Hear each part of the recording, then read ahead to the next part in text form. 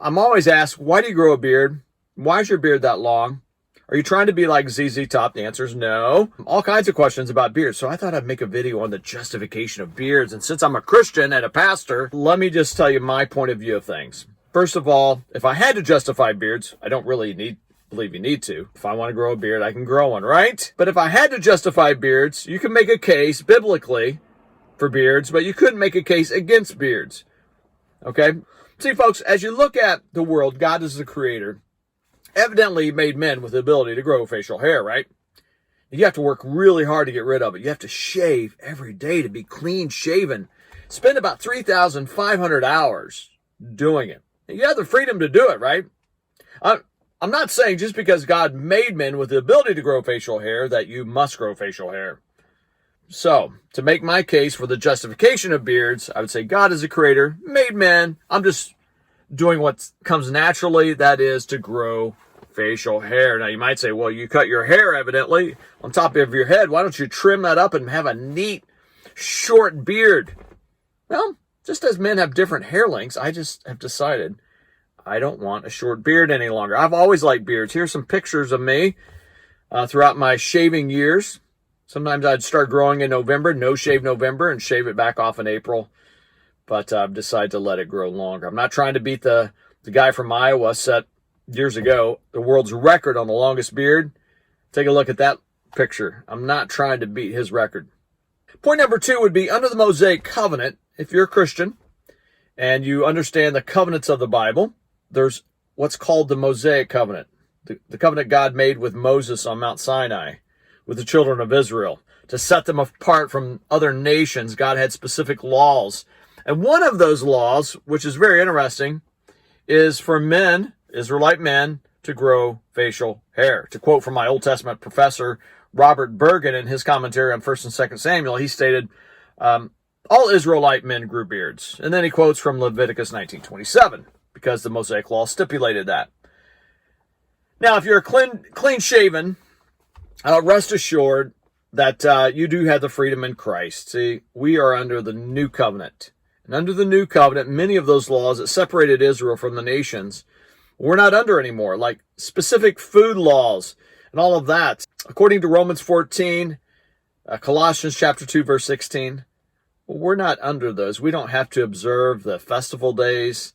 Of course, the Sabbath day is controversial, which maybe I'll do a video on that. We're under the new covenant. So many of you do have the freedom to shave your facial hair all you want to. But if I was going to make a case, at least for the justification of beards, it would be God is a creator, made men with the ability to grow facial hair. Point number 2, all the Israelite men, all of your heroes of the Old Testament, all of your favorite guys of the Old Testament, yeah, they all sported beards. Now, Kendall, why do you have a long beard? Well, number 1, because I want to. I just like longer beards for now. It just so happens some of my favorite men in Christian history also sported long beards.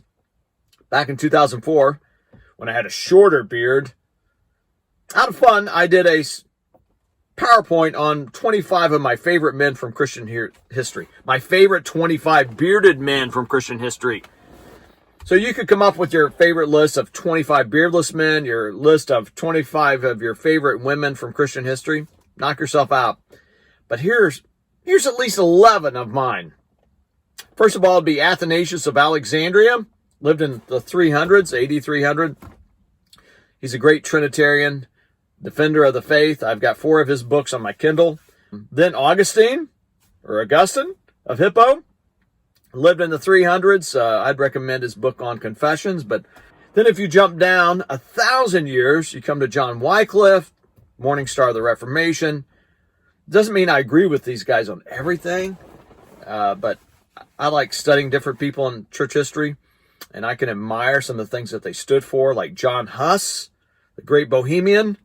I could do a short video on him, talking about the things that I admire about him, that he stood for. William Tyndale, of course, you can't skip him in the 1500s. Instrumental in the English Bible, first one to translate from the Greek, New Testament, into English. Great man of God. And then you would, if you ever get to visit Geneva, Switzerland, which I'd like to someday, I want to go to the Reformation Wall where you have these statues. 16 feet tall, I believe, of William Farel, John Calvin, Theodore Beza. Take a look at his beard. So yeah, John Knox, the great reformer of Scotland. I've got a biography on him I need to get to, written from a lady from Aberdeen, I believe. Anyway, John Knox, you could read about him. I like John Knox, what I've read about him so far. I want to study him more, though. Then John Hooper, you probably have never heard of him. I'll talk about him at some point. And then, last but not least, our favorite Baptist pastor of the 1800s, Charles Haddon Spurgeon, sported a nice beard. So this is my justification of beards. I hope you've enjoyed this. It's been a lot of fun. Talk to you later.